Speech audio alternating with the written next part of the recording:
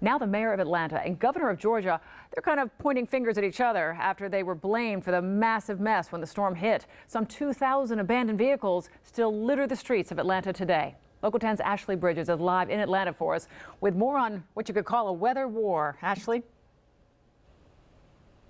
Lori, you said massive mess, and that's exactly what the snow behind me and the ice that came with it caused. Well, when people were frustrated, they couldn't blame the snow or the ice, so they looked to their leaders, who at first were pointing fingers, but are now finally starting to admit they did too little, too late.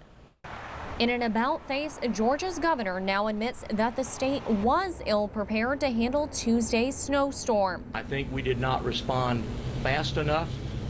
We did not respond in the magnitude at an earlier enough time. 2 days after the rare winter blast crippled several southern states, the cleanup is finally underway. In Atlanta, the National Guard is helping drivers reclaim their abandoned cars.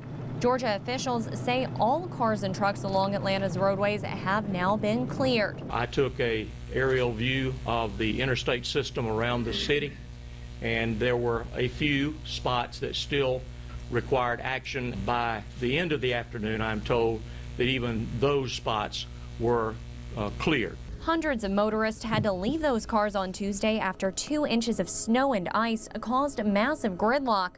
Some drivers trapped for nearly 24 hours.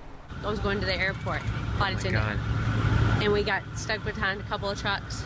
The Guard handed out food and water, while others were kept warm thanks to the kindness of strangers. We brought her some soup, and then we said, you just got to come spend the night with us. Elected officials are facing heavy criticism for their slow response to this disaster. That I've been on the road for 16 hours.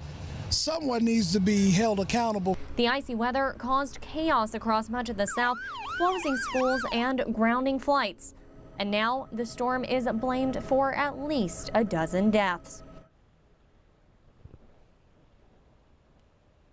Local leaders say that they have a lot of lessons that they can use coming out of the storm, and perhaps the biggest one of those is to make it their first priority to get those school children home safely. For Local 10 News in Atlanta, I'm Ashley Bridges. Now